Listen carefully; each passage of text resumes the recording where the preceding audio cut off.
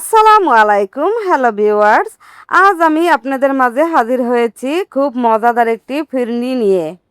এই ফিরনিটা খেতে কিন্তু খুবই মজা হয়ে থাকে। আপনারা চাইলে এই ফিরনি মিক্সটা এনে 1 লিটার দুধ দিয়ে এটা রান্না করতে পারেন।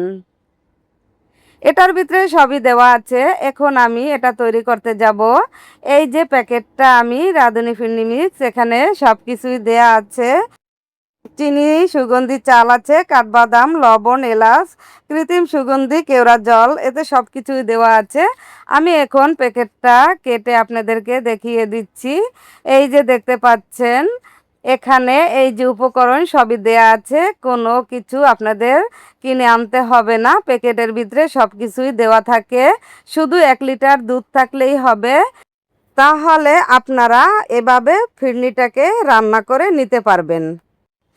আমি এখন দুধটা একটু বলক হলেই আমি এটা দিয়ে দিচ্ছি। আস্তে ধীরে এটাকে নেড়ে চেড়ে খুব ঘন করে নিতে হবে। একটু পরপর এটাকে লাড়িয়ে চাড়িয়ে দিতে হবে, নাইলে দেখা যাচ্ছে নিচে লেগে যেতে পারে।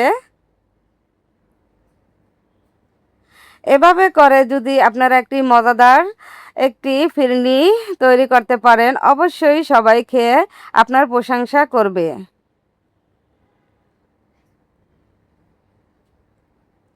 এই যে গারত্বটা আমি দেখিয়ে দিচ্ছি, আমার রান্না হয়ে গেছে। এই যে আমি এখন উঠিয়ে ফেলবো। দেখতেই পাচ্ছেন, এটা উঠিয়ে ফেললে আবার দেখা যাচ্ছে গাঢ় হয়ে যাবে। আমি এখন পরিবেশনা করছি। এই দেখতেই পাচ্ছেন গারত্বটা আরও কিন্তু এটা ঘন হয়ে যাবে।